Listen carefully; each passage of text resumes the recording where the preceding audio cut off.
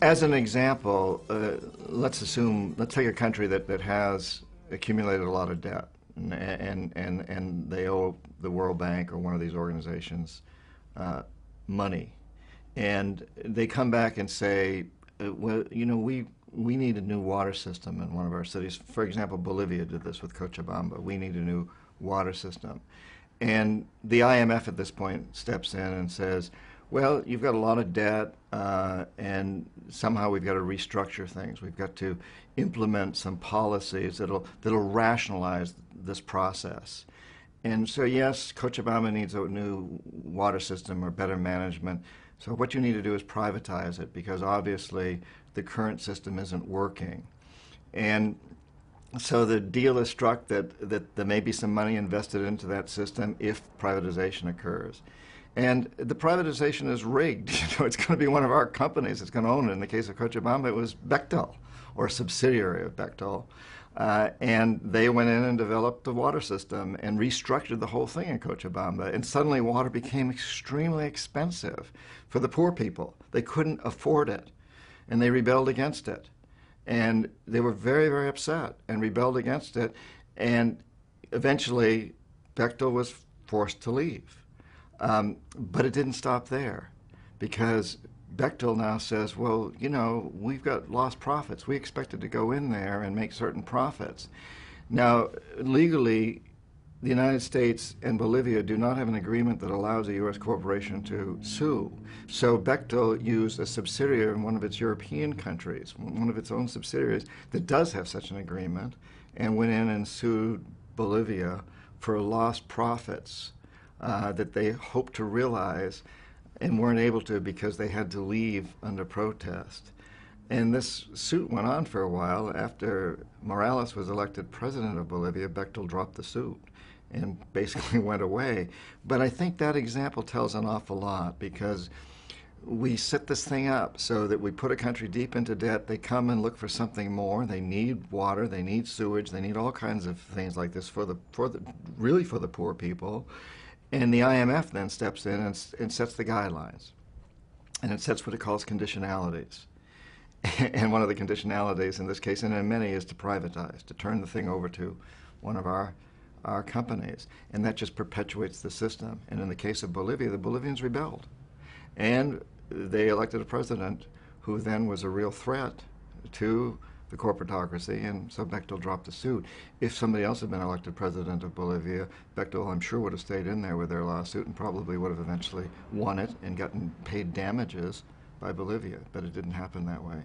And that goes on and on and on in country after country after country. If we don't like what a democratically elected leader of another country is doing, for example, opposing the exploitation of oil in his country, as Chavez is doing in Venezuela, or the exploitation of gas or water, as Morales is doing in Bolivia, then we try to corrupt people into changing that and going back to the old system. We try to corrupt those particular officials. So in the case of South America, in recent elections, 7 countries representing over 80% of South American population elected presidents that ran on an anti-corporatocracy platform. Now, these presidents did not run on an anti-American or anti-European policy. If I, as an American, go to any one of these countries, I'll be embraced with open arms. And they love our principles. They love our Declaration of Independence, but they hate having their resources exploited by us. That's what they ran against, the corporatocracy. And once these presidents were elected, someone who looks like me, I had the job at one time, will walk into that president's office, speaks the language, speaks Spanish, whatever, Portuguese, walks into the office and says, "Congratulations, Mr. President," or in the case of Chile, Ms. President. And now I just want to remind you that I can make you and your family very, very rich if you play my game, our game. Or I can see to it that you're thrown out of office or assassinated if you decide to fulfill your campaign promises. And usually it's said a little more subtly than that because there may be a tape recorder listening. But they get the message because every one of those presidents knows what happened to Arbenz of Guatemala and Allende of Chile and Roldos of Ecuador and Lumumba of the Congo and Torrijos and on. The list is very long of presidents that we have had thrown out or assassinated. There's no question about that. And they all know this. So we perpetuate the system that way. Here you offer from this pocket, you offer a few $100 million, corruption. Or from this pocket, you offer subversives, jackals, to go in and overthrow the government or assassinate the president. And if I'm in that position, if I'm the president, and even if I'm very integritous and I really believe in what I'm going to do, what I've said, well, what am I going to do? Because I know that they can do this. So I'm very tempted to accept the corruption because if I don't, I'm going to be taken out. And if I'm taken out, what's the next guy going to do? He's going to be scared to death.